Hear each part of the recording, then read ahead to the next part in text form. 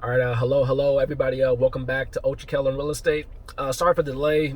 Been crazy busy. Still rehabbing one of my properties and getting things together. Hopefully, should be purchasing. Well, I have it under contract, but hopefully, I should be purchasing the next two flat. Hopefully, next month. Been busy with that. As always, thank you to subscribers, people who've been watching the channel, sharing everything. Like even for the positive feedback I've gotten back from people, in my DMs or people messaging me, telling me they like the videos. Much appreciated. So this video. Looking at it, I really want to title it Living with Your Section 8 Tenants. So, for anybody who knows my story personally, I started being a real estate investor or even just a landlord back when I was 23.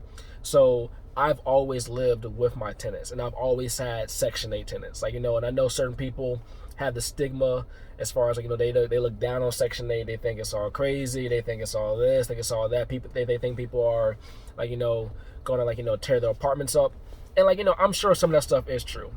Luckily for me, I walked into a really good situation. When I initially bought my property, it already had fully rented out with Section 8 tenants. And they all were good tenants. I mean, a little bit of, ghetto stuff here and there, but nothing too crazy. The way I looked at it, I went to public school on the south side of Chicago my whole life. It was nothing that, that was just too craziness. So I think certain people have that stigma as far as how it will be. And I think it's not always that. Honestly, I have crazier stories from the tenants I've gotten from Catholic Charities. Catholic Charities has a system like Section 8 where they put people in your properties and they pay for them. And usually what I found out is that those people usually come from a little bit rougher background.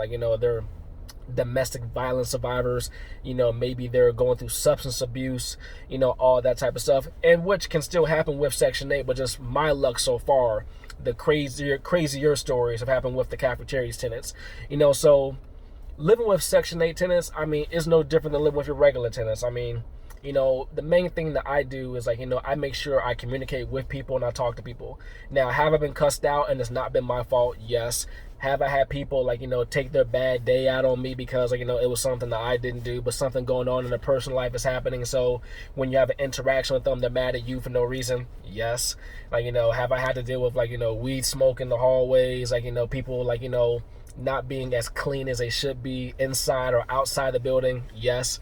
But it is what it is. So my next few videos, I really want to talk more in depth about living with your Section 8 tenants, because anytime people talk to me about real estate, I always recommend going with Section 8.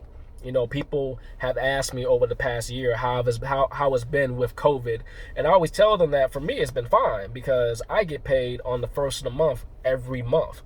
Some people who maybe had good tenants, but certain things happen with the economy because of COVID, and now that tenant may not be able to pay on time anymore, or they can't pay at all, and now you're stuck with a non-paying tenant.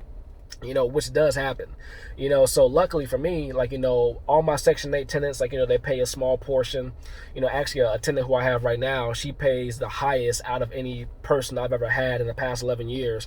She pays almost half of her rent, which is really uncommon. But I've had tenants in the past, some paid nothing, some paid $10, some paid $50. And that's the position that you would love to be in as a landlord, knowing that at the end of the day, whether that Section 8 tenant pays their rent or not, you're still going to get 85% or 90%, of the entire rental amount.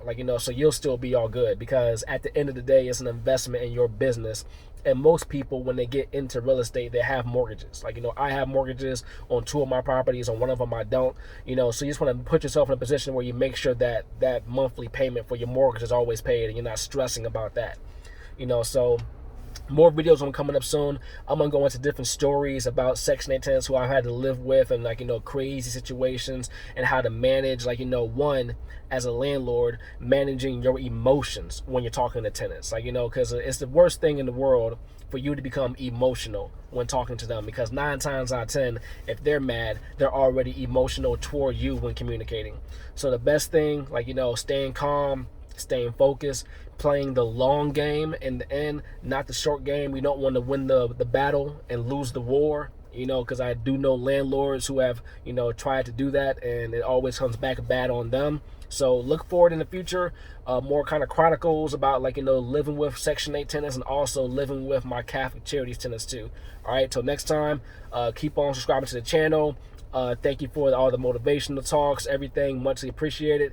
And see you guys soon. Oh, and also, of course, on Instagram, follow me at UltraKellen. That's ULTRAKELON. And the same thing for Twitter. All right, till next time, guys.